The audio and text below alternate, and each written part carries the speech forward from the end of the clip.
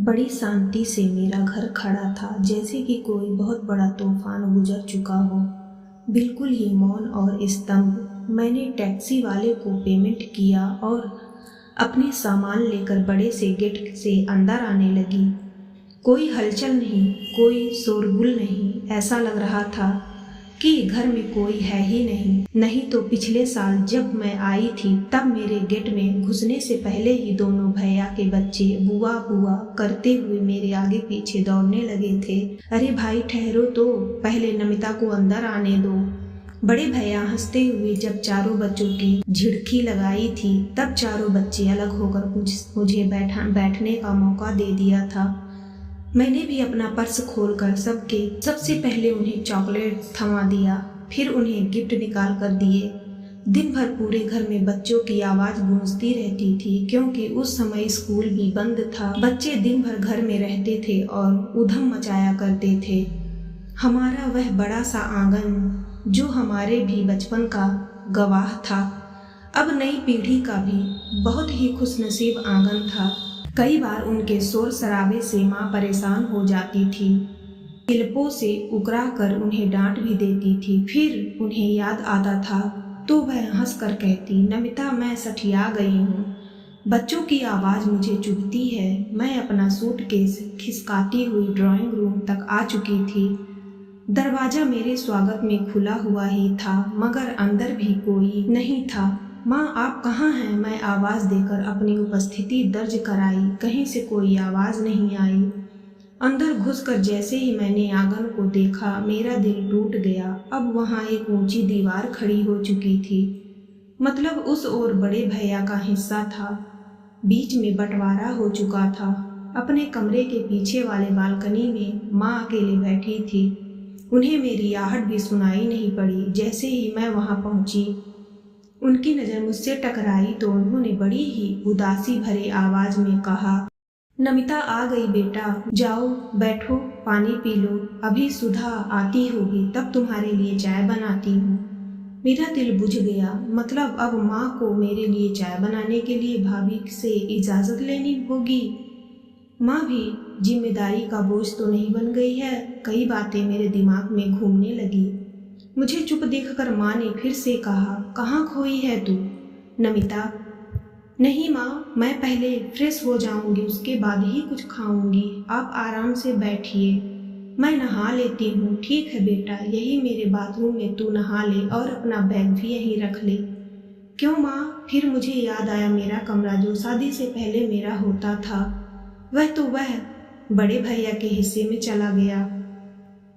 मेरा मन फिर से कचोट गया। बचपन की यादें भुलाए नहीं भूलती, वह हम पर हावी होती हैं। बड़े बुझे मन से मैंने अपने सूटकेस से कपड़े निकाले और तौलिया लेकर बाथरूम में घुस गई। सावर की ठंडी फुहारें मेरे शरीर को तो ठंडक पहुंचा रही थी, मगर मेरा मन अभी उबल रहा था। कई बार माँ की बातें फोन पर आ जाती थी, नमिता अब तेरे बाबूजी के बाद दोनों भाई वैसे नहीं रहे जैसे पहले थे। मेरे अंदर इतनी ताकत नहीं जैसे तेरे बाबूजी की थी। मैं उन्हें समेट नहीं पाई, उनका लड़ाई खत्म नहीं कर पाई। आखिरकार इस पर घट का बंटवारा हो गया। मैं नहीं चाहती थी मेरे जीते जी इस घर के बीचों बीच दीवार पड़े, मगर माँ की सिसकती हुई आवाज़ सुनाई पड़ती तो मैं उन्हें सांत्वना देने के लिए कहती, अरे माँ, यह तो हर घर की कहानी है। और फिर जब पापा ने वसीयत बनाकर ही गए हैं तो फिर यह लड़ाई झगड़ा क्यों? अब माँ के उदास चेहरे को देखकर ऐसा लग रहा है कि पिछले 1 साल में उन्होंने सिर्फ अपना पति नहीं खोया बल्कि बच्चों को भी खो दिए हैं। काफी देर तक सावर के नीचे रहने के बाद मेरा मन थोड़ा सा रिफ्रेश हो चुका था। मैं कपड़े बदलकर बाहर आई, तब तक सुधा भाभी घर आ चुकी थी। आओ नमिता, गर्मा गर्म पकौड़े खाओ, तुम्हारे भैया तुम्हारा फेवरेट मोमोज बनाने के लिए ही रुक गए हैं। रात में तो तुम्हारे लिए तुम्हारा फेवरेट तंदूरी चिकन मोमोज आ रहा है, तुम्हें पसंद है ना? हाँ भाभी। भाभी का तनाव मुक्त मुस्कुराता हुआ चेहरा देखकर मुझे ऐसा लगा ही नहीं कि 6 महीने में इतना बड़ा तूफान आकर चला गया है। इतना बड़ा तूफान कि घर में दीवार उठाने की जरूरत पड़ गई। न जाने इस मनमुटाव का कौन सा कारण होगा। सामने माँ बैठी हुई थी, इसलिए मैं भी मुस्कुराती हुई बोल रही थी। चाय पीने के बाद माँ ने मुझसे कहा, नमिता तुम आराम करो, मैं पूजा कर लेती हूँ, शाम हो गई है। ठीक है माँ, मैंने फिर सुधा भाभी से कहा। भाभी चलिए, मैं आपकी किचन में मदद करवा देती हूँ। बस माँ का खाना है वह मैं बना दूंगी, हम लोग तो मोमोज ही खाएंगे ना। माँ के हटते ही भाभी के चेहरे पर कई उतार चढ़ाव आने लगे। उन्होंने बड़े ही दबे स्वर में कहा, नमिता तुम्हें तो ऐसा लगा होगा कि मैं बहुत बुरी हूँ, मैंने घर में बंटवारा करवा दिया, मगर ऐसा नहीं है। कोई कब तक चुप रह सकता है, रिश्ते की हद होती है, कोई झुकता है तो सामने वाले को भी इज्जत करना चाहिए। बड़ी भाभी ने तो हद पार कर दिया। आपने मायके वालों को बुलाकर महीना महीना रोक कर रखती थी और उन सब का खाना और अकेले बनाती रहती थी। बताओ यह सब कुछ ठीक लगता है क्या? उस पर बड़े भैया कभी कुछ भी नहीं बोलते थे, वह अपनी भड़ास निकाले जा रही थी। मुझे लगा कि मेरा चुप रहना ही ठीक है, इसलिए मैंने कहा, भाभी आपको जो ठीक लगे आप वही कीजिए। रात में खाने के टेबल पर कई तरह के डिशेस सजे हुए थे, मोमोज, पास्ता, नूडल्स, मिठाई और भी कई तरह के आइटम रखे हुए थे। प्रवीण भैया के चेहरे पर मेरे आने की खुशी दिख रही थी। अच्छा से खाओ नमिता, सब तुम्हारी पसंद का ही है। हाँ भैया, मगर आप दोनों ने मुझे अचानक ही यहाँ क्यों बुलाया? तुमसे काम था नमिता, नहीं तो उलाहना देती रहती जिंदगी भर, इसलिए बुलाना पड़ा। कैसा उलाहना? मैं आश्चर्यचकित थी। बड़ी भाभी का फ़ोन मेरे फ़ोन पर आने लगा। मैंने उठाकर हेलो बोला तो बड़ी भाभी ने कहा, आ गई नमिता, कल सुबह का नाश्ता हमारे साथ ही करोगी, तुम्हारे भैया ने खास इंतजाम करके रखा है। इसकी क्या ज़रूरत थी भाभी? मैं संकोच में भर कर बोली, अरे तुम बड़ी भाभी से इतना फॉर्मेलिटी क्यों कर रही हो? तुम्हारे भैया ने छोले भटूरे का ऑर्डर दे भी दिया है। कल सुबह सुबह तुम्हारे लिए जलेबी और छोले भटूरे आ रहे हैं, कल सुबह तुम आ जाना। ठीक है भाभी। मैंने सवालिया निगाहों से भैया भाभी की तरफ देखा। उन्हें भाभी ने इनवाइट नहीं किया था। मुझे बहुत बुरा लगा। भैया आपको बोला नहीं आने के लिए? अरे कोई बात नहीं, मैं वैसे भी वहाँ नहीं जाता। न जाने किस बात की कड़वाहट करने भैया के अंदर आ गई थी। अधूरा खाना छोड़कर वह वहाँ से उठकर चले गए। दूसरे दिन बड़ी भाभी के यहाँ गर्मा गर्म छोले भटूरे और गर्म जलेबी खाते हुए मुझे ऐसा लग ही नहीं कि बड़े भैया और भाभी के प्रेम में कहीं से कोई दिखावटीपन आ गया हो। मेरे लिए दिल खोलकर उनका प्रेम झलक रहा था। मेरी आंखों में आंसू आ गए। भाभी ने कहा, नमिता जल्दी से नाश्ता खत्म कर लो, मैं तुम्हारे लिए मसाले वाली चाय बनाने जा रही हूँ जो तुम्हें बहुत पसंद है ना। मेरी आंखों में आंसू आ गए। विवेक भैया मेरे पास आकर बैठ गए। उन्होंने कहा, क्या बात है नमिता, तुम रो रही हो? हाँ भैया, इस घर की बंटवारा ने दिल को तोड़ दिया। ना जाने क्या बात है, मुझे नहीं पता, मगर पापा के जाने की बाद ऐसा क्या हो गया कि घर के बीच में दीवार खड़ी हो गई। बड़े भैया लंबी सांस लेकर बोले, माँ भी यही बोलती है, तुम भी यही बोल रही हो, तुम दोनों की शिकायत यही है, इसलिए मैंने अपने हिस्से का ज़मीन बिल्डर को दे दिया है।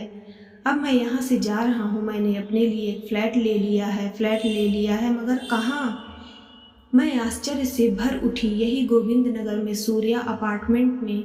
जब चाहो तब चली आना। वैसे जब भी गृह प्रवेश होगा मैं तुम्हें फ़ोन करूँगा।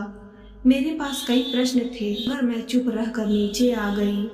कैसा रहा नाश्ता तुम्हारा? प्रवीण भैया ने पूछने पर मैंने कहा, बहुत अच्छा, मगर कुछ कमी थी।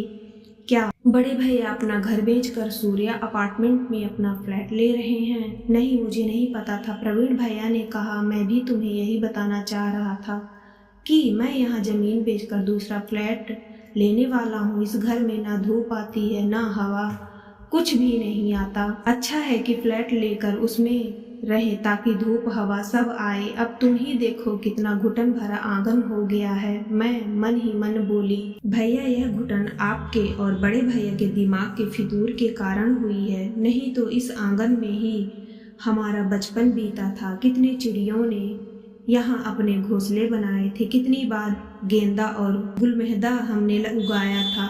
झूठ झूठ का घर बनाकर हम खेले थे और ना जाने कितनी बार 50 चोर का हिस्सा बना था। मगर अब यहाँ सांस ही नहीं आ रही है। मैं चुप ही रही। मैंने ऊपर से यही कहा, आप बिल्कुल सही कर रहे हैं भैया, यहाँ तो घुटन सी लगती है, हवा का नामो निशान नहीं है। नमिता माँ जिद कर रही है बड़े भैया के पास जाकर रहने के लिए, तो शायद माँ अगले महीने बड़े भैया के पास चली जाएगी। तब तक मैं इस जमीन के सारे फॉर्मेलिटीज़ पूरी कर लूँगा। मेरा मन वित्तता से भर उठा। क्या माँ भी एक जिम्मेदारी है, उसका भी बंटवारा हो, कभी यहाँ तो कभी वहाँ। अगर आज पापा होते तो शायद किसी को हिम्मत नहीं होती इस घर में दीवार उठाने की। माँ की ममता और प्यार ने मुझे आप दोनों को इतना बेपरवाह बना दिया कि आप दोनों ने अपनी हदें पार कर दी। मैं बहुत ही ज़्यादा टूट गई थी। दिखावटी शब्द नहीं थे, जज्बात नहीं थी, मेरी आंखों में आंसू आ गए। मैं खुद 2 बेटों की माँ थी, कहीं यही दानव मेरे बच्चों के बीच में भी ना आ जाए। मैंने भैया से कहा, भैया कुछ दिनों के लिए माँ को मेरे पास भेज दीजिए। पर क्यों? प्रवीण भैया आश्चर्यचकित हो गए।